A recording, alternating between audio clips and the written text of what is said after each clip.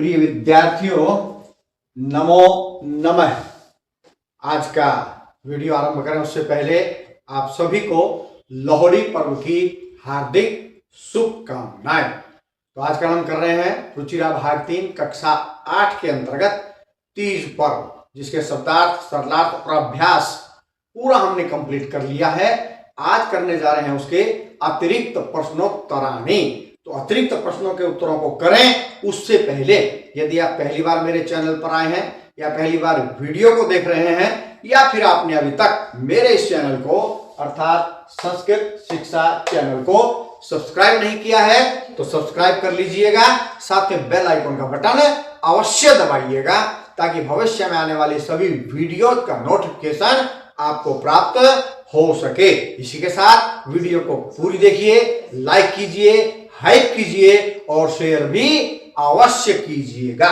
तो चलिए चलते हैं आज के विषय की ओर। आज का विषय तीज पर्व अतिरिक्त प्रश्नोत्तराणी। तो चलिए करते हैं अतिरिक्त प्रश्नोत्तरों को।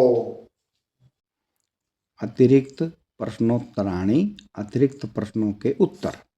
प्रश्न नंबर 1, एकतः पंचदश पर्यंतम 1 से 15 तक बहुविकल्पीय प्रश्ना, बहुविकल्पीय प्रश्न हैं जिनके प्रश्न उनके 4 उत्तर हैं। बहुविकल्प बोलते हैं इसको, विकल्पीय। तदनुसार उसके अनुसार समुचितम उत्तरम दीयताम, उचित उत्तर दीजिए, ठीक उत्तर दीजिए। तो 1 से 15 तक जो है 15 बहुविकल्पीय प्रश्न हैं जिनके 4 विकल्प हैं। 4 में से 1 ठीक है, 3 गलत है। तो ठीक वाला हमको बताना है। चलिए पढ़ते हैं। जिसने पाठ को पढ़ा हुआ उसमें कोई समस्या नहीं आती, फिर सरलता रहती है। पाठ को ध्यान से पढ़ा हुआ होना चाहिए। प्रश्न नंबर 1 का, तृतीया तिथौ किम आयोज्यते, तृतीया तिथि में क्या आयोजित किया जाता है? होली पर्व, तीज पर्व, उल्लास पर्व, लोहड़ी पर्व। तो क्या बनाते हैं? तीज पर्व। ये उत्तर हो गया तीज पर्व। कान दृष्ट्वा मयूरः नृत्यन्ति, किन को देखकर मोर नाचते हैं? किन को देखकर नाचते हैं? भाई सबको पता है। चलिए पढ़ते हैं। बालकान मेघान मिष्ठान्नम फलानी, मेघान, बादलों को देखकर मोर नाचते हैं। उत्तर हो गया मेघान। तीसरा, तीज पर्व स्त्रियः किम लेपयामः, तीज पर्व में स्त्रियां क्या लगाती हैं? क्या लगाती हैं भाई? मेहंदी काम, सुगंधाम, तैल्याम या द्रव्यान? मेहंदी काम, मेहंदी लगाती हैं। 4, ससुरालयाद नववधूई का प्रेष्यते, ससुराल से नई बहुओं के लिए क्या भेजा जाता है? तो ससुराल से क्या आता है भाई? सिंधारा। मायके से क्या आता है? कोथली। ध्यान रखिएगा। तो ससुरालाद नववधूई का प्रेष्यते, ससुराल से नई बहुओं के लिए क्या भेजा जाता है? सिंधारा, कोथली, सांथली या सिंघाड़ा। तो क्या भेजा जाता है? सिंधारा। नंबर 5, नवविवाहिता श्रावण मासे कुत्र तिष्ठति, नई विवाहित जो हैं वो सावन के महीने में कहाँ रहती है? कहाँ रहती है? अपने पिता के घर में रहती हैं भाई। तो ऑप्शन देखते हैं। निजगृहे, पितृगृहे, पाकशालायाम, उद्याने।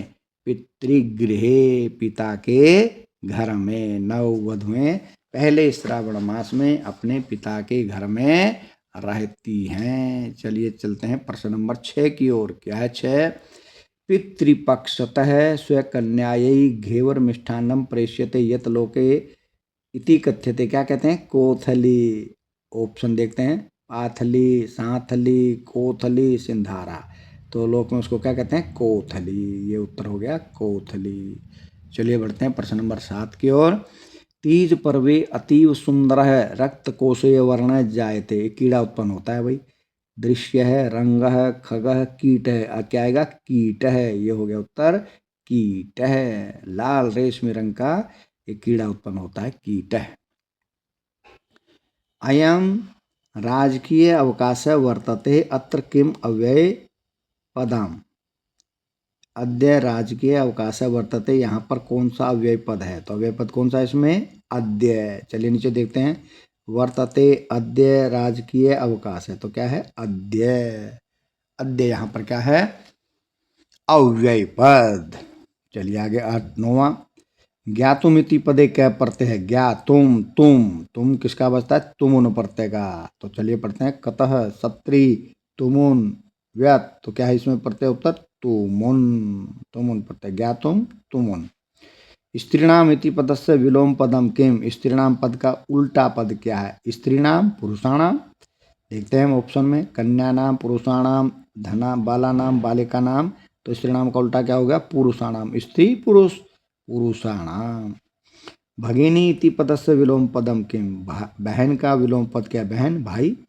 भ्रातः माता पिता जनकः, भ्रातः भ्रातः भाई। शुष्कः इति पदस्य विलोम पद किम, शुष्का माने सूखा हुआ, तो सूखा का क्या हो जाएगा? हरा। पुष्पिता हरितः खंडितः भिन्नः, हरितः, क्या हो गया इसका उत्तर? हरितः। आगे 13वां, कोशे वर्ण इति पदस्य अर्थ किम, कोशे वर्ण का क्या है? रक्त कोशे वर्ण, रक्त का अर्थ होता है लाल, कोशे का अर्थ है रेशमी। तो चलिए देखते हैं, रेशमी रंग वाला, कसेले रंग वाला, सुंदर रंग वाला, लाल रंग वाला, तो क्या उत्तर होगा? रेशमी रंग वाला। रक्त कोशे वर्ण का अर्थ क्या है? लाल रेशमी, तो केवल कोशे पूछ लिया इसने, तो कोशे का अर्थ होगा रेशमी रंग वाला, रेशमी रंग वाला। मयूरः इति पदे का विभक्ति, मयूर में कौन सी विभक्ति है? प्रथमा है भाई, मयूर है, मयूरौ मयूरः, प्रथमा प्रथमा। बालक है, बालकौ बालकः, मयूर है, मयूरौ मयूरः। अधुनैव अत्र संधि विच्छेदम अस्ति, अधुनैव में क्या संधि होगी भाई? पहला पद है अधुना, दूसरा पद है एव, सदैव होता है, जैसे सदा जमा एव, बिल्कुल उसी तरह है, सदैव सदा जमा एव, अधुनैव अधुना जमा एव। तो चलिए देखिए, अधुनैव, अधुना प्लस ऐव, अधुना प्लस एव, अधुना प्लस, ये ख वाला ठीक है, अधुना प्लस एव, अधुना प्लस एव, ठीक है जी। तो हमने पहले प्रश्न के 15 जो भाग थे उनको कर लिया है। अब बढ़ते हैं हम कौन से की तरफ? आगे दूसरे प्रश्न की ओर। क्या है दूसरा प्रश्न? चलिए उसको देखते हैं, ध्यान से देखिए। रेखांकित पदानि आधृत्य प्रश्न निर्माणम कुरुत, रेखांकित पदों को लेकर प्रश्न निर्माण करो, जिनके नीचे रेखा खींची गई है उसके स्थान पर हमको प्रश्न निर्माण करना है। ठीक है, देखिए ध्यान से। क तृतीया तिथौ तीज पर्वम आयोजते, तृतीया तिथौ के स्थान पर क्या आ जाएगा? कब तीज पर्व आयोजित किया जाता है? यहाँ पर आ जाएगा कदा। ठीक है जी, कदा तीज पर्वम आयोज्यते, अंत में आएगा प्रश्नवाचक चिन्ह। चलिए ख जनः ग्रीष्मस्य प्रचंडातपेन व्यथितः, लोग गर्मी में भयंकर ताप से दुखी हैं। ग्रीष्मस्य बन जाएगा कस्य, जैसा उत्तर वैसा प्रश्न, जैसा प्रश्न वैसा उत्तर, ग्रीष्मस्य का हो जाएगा कस्य। मेघान दृष्ट्वा मयूरः नृत्यन्ति, मेघान प्रश्न बनेगा कान, कान दृष्ट्वा मयूरः नृत्यन्ति, अंत में प्रश्नवाचक चिन्ह। पंक्तिबद्धा बलाकाः, ये बहुवचन है तो कैकऊ के, बलाका है तो के उड्यन्ते।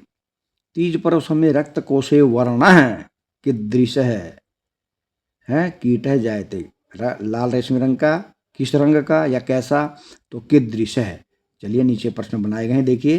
तृतीय तिथौ कदा, कदा तीज पर्वम आयोज्यते, अंत में प्रश्नवाचक चिन्ह।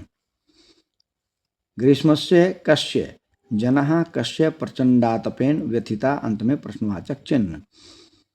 मेघान कान दृष्ट्वा मयूरः नृत्यन्ति, प्रश्नवाचक चिन्ह। बलाकाः पंक्तिबद्ध है के उड्डयन्ते, बलाका के स्थान पर के, अंत में प्रश्नवाचक चिन्ह। 5वां, तीज पर्व समय रक्त कोशे वर्ण है, उसके स्थान पर आ गया कीदृशः, कीटः जायते, प्रश्नवाचक चिन्ह। चलिए पढ़ते हैं प्रश्न नंबर 3। निर्देशानुसारम उत्तरम लिखत, निर्देश के अनुसार उत्तर लिखो। जो निर्देश है, आरूह्य इति पदे कै उपसर्ग है, उपसर्ग होता आरंभिक, तो आ इसमें उपसर्ग है भाई। आ प्लस रूह प्लस लेप प्रत्यय है, हमने ये अभ्यास में किया है।